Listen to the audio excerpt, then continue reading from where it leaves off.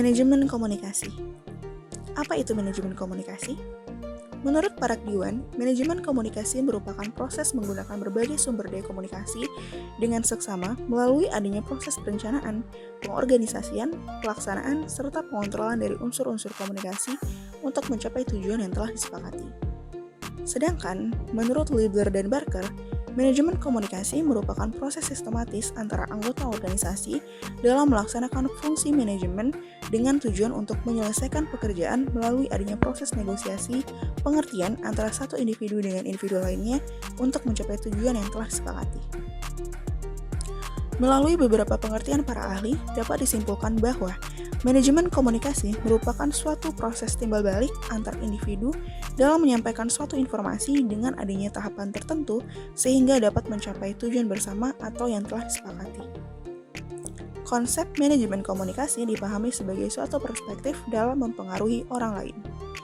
Tujuan utama dari manajemen komunikasi adalah untuk memanfaatkan sumber daya manusia serta sumber daya lainnya secara optimal untuk meningkatkan dialog antar individu dalam suatu organisasi. Bagaimana fungsi manajemen komunikasi dalam suatu organisasi atau perusahaan? Fungsi manajemen komunikasi secara umum sebagai alat dalam memberikan persepsi yang sama bagi semua anggota dalam organisasi atau perusahaan, sebagai jembatan dalam penyebaran informasi sehingga dapat menggerakkan individu dalam suatu organisasi atau perusahaan, sebagai alat dalam menjaga hubungan antar anggota organisasi atau perusahaan. Bagaimana konsep dan peran manajemen komunikasi dalam suatu organisasi atau perusahaan?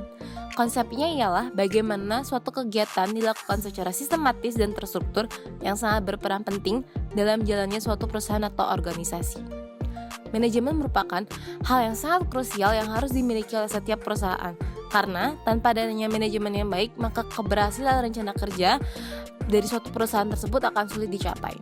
Manajemen komunikasi sendiri merupakan manajemen yang diterapkan dalam suatu proses komunikasi sehingga manajemen berperan dalam menjadi penggerak suatu komunikasi dalam upaya untuk mencapai tujuan komunikasi.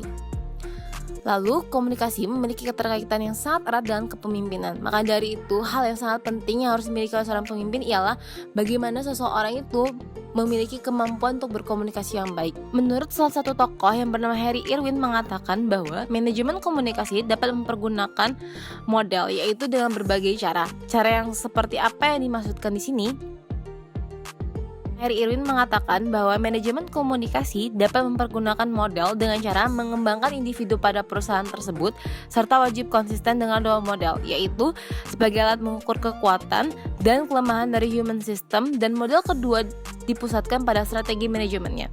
Selain itu, salah satu tokoh yang bernama K.J. Ritchie Wofford mengatakan bahwa implementasi dalam suatu kegiatan manajemen komunikasi ada beberapa fungsi, yaitu planning, organizing, directing, dan controlling. Mengapa manajemen komunikasi lahir? Menurut salah satu tokoh bernama Kay, kelahiran subdisiplin tidak akan terlepas dari adanya tuntutan yang bertujuan untuk lebih membumikan ilmu komunikasi di tataran dunia nyata. Selain itu, manajemen komunikasi lahir karena adanya sebuah tuntutan yang bertujuan untuk menjembatani antara teoritisi komunikasi dengan praktisi komunikasi. Maksudnya adalah, di mana para teoritis dari manajemen memiliki sebuah keterbatasan dalam pengaplikasian ilmu pengetahuan yang mereka miliki, sedangkan para praktisi komunikasi mengalami keterbatasan pada rujukan teoritis atau ilmu yang mereka miliki. Manajemen organisasi. Apa itu manajemen organisasi? Manajemen organisasi merupakan suatu cara yang digunakan dalam sebuah organisasi sebagai strategi mereka dalam melaksanakan pekerjaan dengan adanya proses perencanaan, pengorganisasian, serta pengendalian terhadap sumber daya organisasi untuk mencapai tujuan bersama.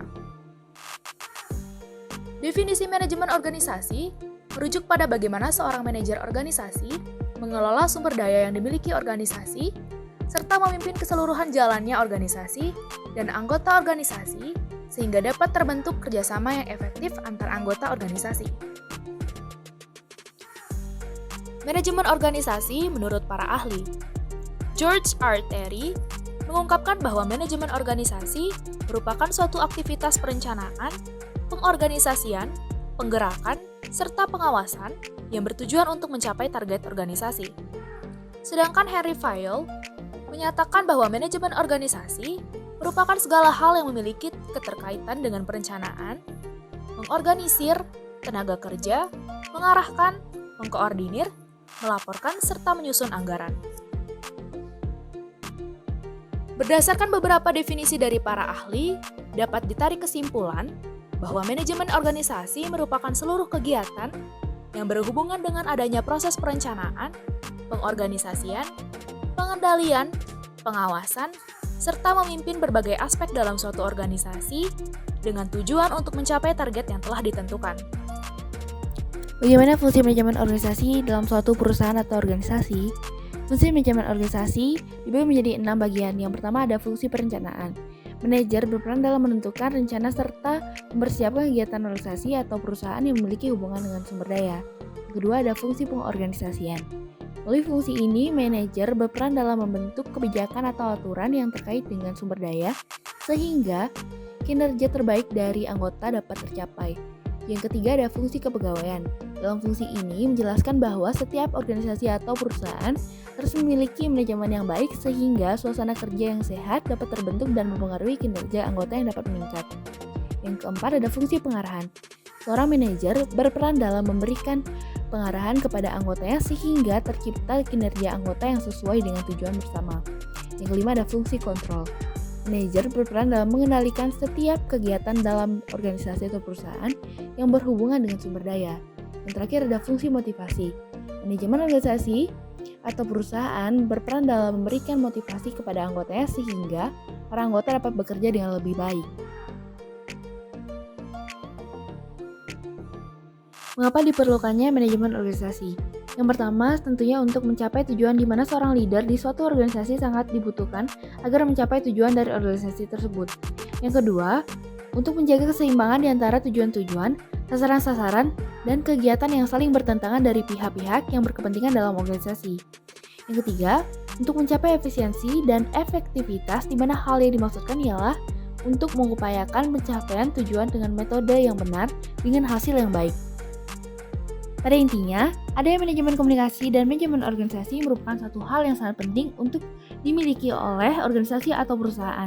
Tanpa ada manajemen yang mengatur jalannya perusahaan, maka keberhasilan program kegiatan dalam perusahaan akan sulit untuk dicapai serta dapat menimbulkan konflik dalam perusahaan.